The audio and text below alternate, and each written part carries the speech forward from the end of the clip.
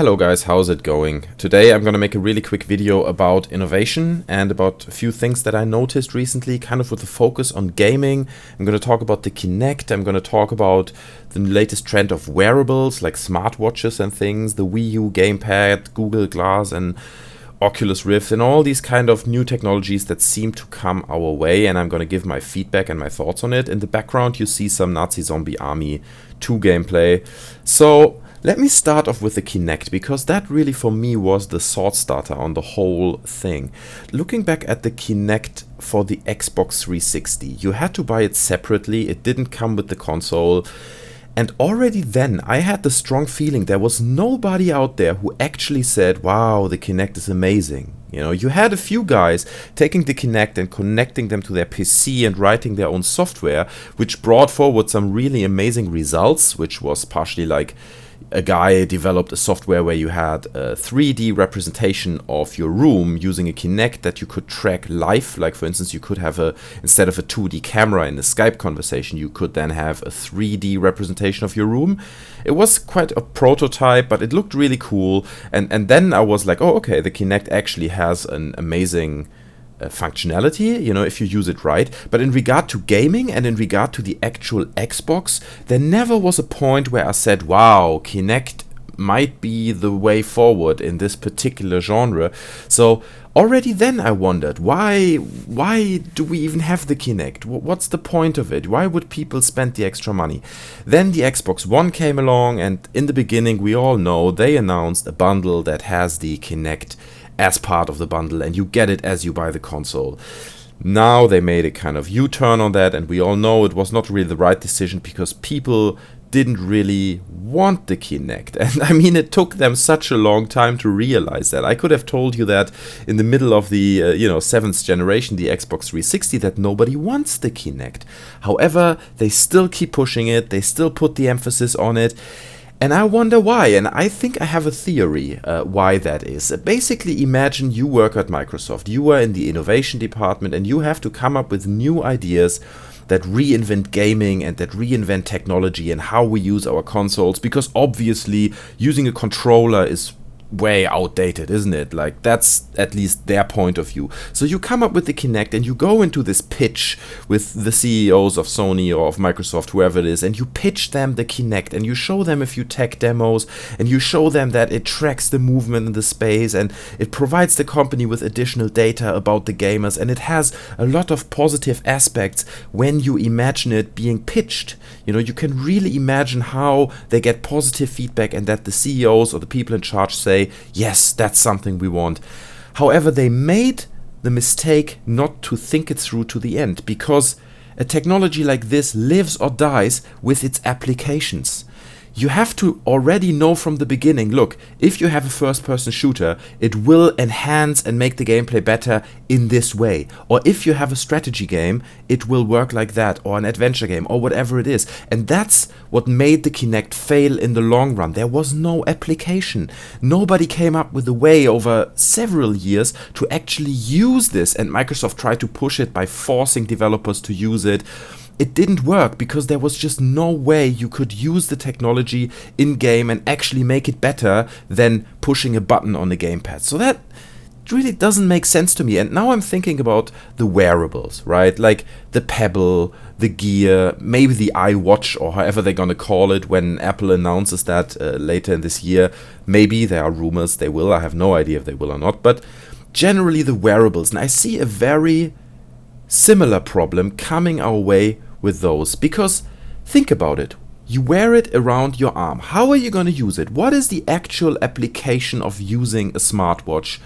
Yeah, you might get your little notification when you get a text message or you get a WhatsApp message, but then how are you going to reply to that?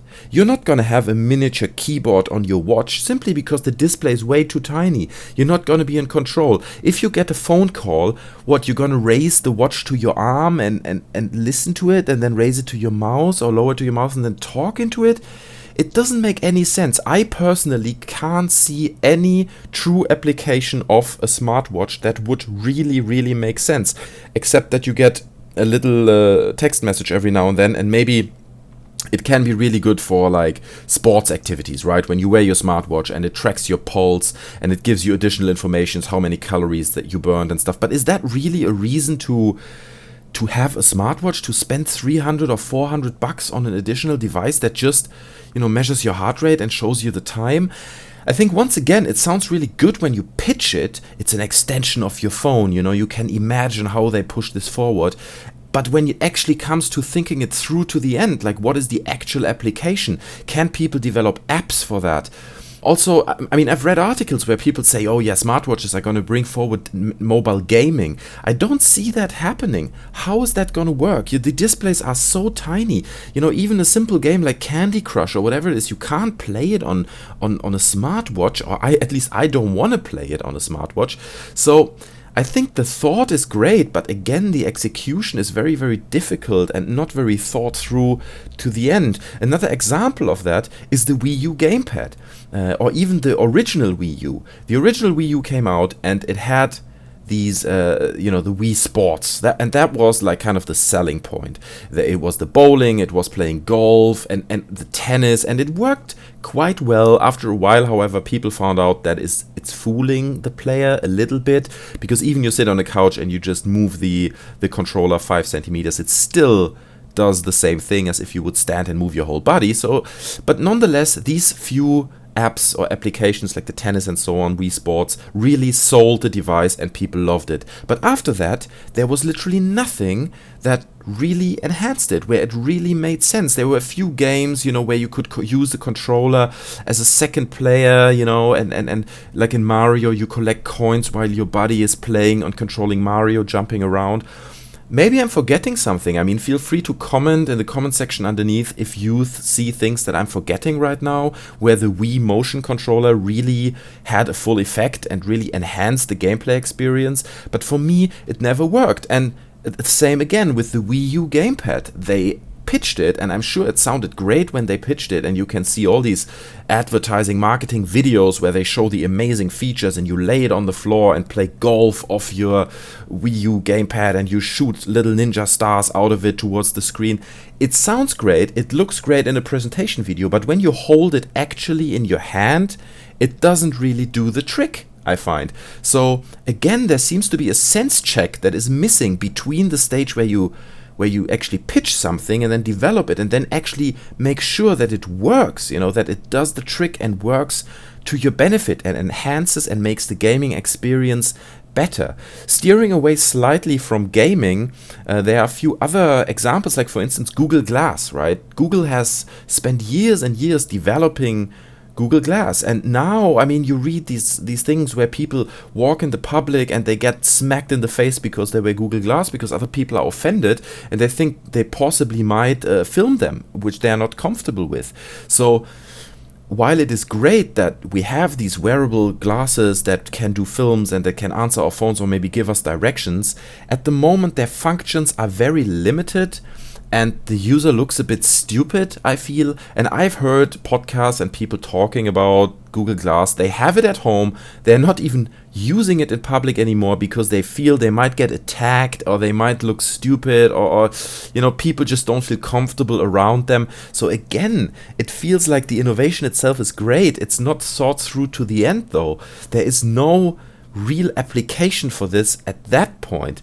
A slightly similar thing, but again, it's a bit different. It lives in its own niche, and a lot of guys are gonna hate me for this, but it's Oculus VR, coming also with the PlayStation version of it, the Project Morpheus, however they will call it in the end. I had it at home. I tried it out. Every game that I tried, and obviously that was early stages and prototypes, but it didn't work properly. Either it made me feel seasick, or it made me feel uncomfortable, or it was way too quick. So it was visually impressive for 10 minutes, but I wouldn't want to sit in front of my computer and play like 5 hours on an Oculus VR goggle. It's just not something that I want to do, I feel. So maybe, again, the sense check is missing. Obviously, with the seasickness, people get used to that. I heard from a lot of people that, they can play several hours with the Oculus goggles on. It's no problem. However, I feel that in the long run, it's not really going to work with the games that we already have. Oculus VR needs dedicated content. You can see that a little bit with like Alien Isolation. That seems to be a bit slower paced, a bit more immersive, less happening on the screen and less fast movement, which I think is a good thing. So I haven't given up my hope on Oculus VR yet. I think there's a lot of potential there. However, again, it doesn't seem to be thought through to the very end, and it seems like it's not working with the games we have, so it needs a bit of work. So let me summarize this video. I've been talking way more than I intended to originally. Is it a bad thing to have these technologies that don't work? You know, is it a bad thing that the Wii U has a gamepad that nobody really wants and nobody sees a purpose for it? Is it bad that the Xbox One is now sold without the Kinect, with the Kinect separately? I don't think it is. I think generally innovation is very important, and I see all these things, whether it's the wearables, the watches, or the Kinect, or even the Wii U gamepad, I see it as bridge technology, meaning it's technology that might be amazing in 2-3 generations. And you can see that now. Like, for instance, the Wii U gamepad didn't work really for the Wii. It didn't work as a dedicated device, but it stimulated Sony to use the Vita as a second screen, and it stimulated the Xbox to bring in tablets as a second screen experience, and it kickstarted this whole new layer of second screen gaming, which I'm not sure is a good or a bad thing, but at least it pushes innovation forward. And while it doesn't work right now, it might work in 2 or 3 generations from now and kickstart a whole new way of thinking about gaming, and maybe in 5 years trigger something that will really make gaming better with a new piece of technology. So anyway, guys, these are my thoughts. I would love to hear your thoughts. Maybe leave me a comment in the comment section below. If you enjoyed the video or found it interesting, you can leave me a like. I would appreciate if you subscribe to my channel. I'm doing loads of gameplays and let's plays and reviews and all kinds of game and technology related stuff. So let me know in the comment section below what you think about this issue. Maybe you can tell me a few things that I've been missing. Maybe there were games that worked amazingly well with the Kinect and I just didn't play them, and so I wasn't aware of them. So I hope you enjoyed the video. Thanks very much for watching, guys, and I'll see you guys next time. Bye.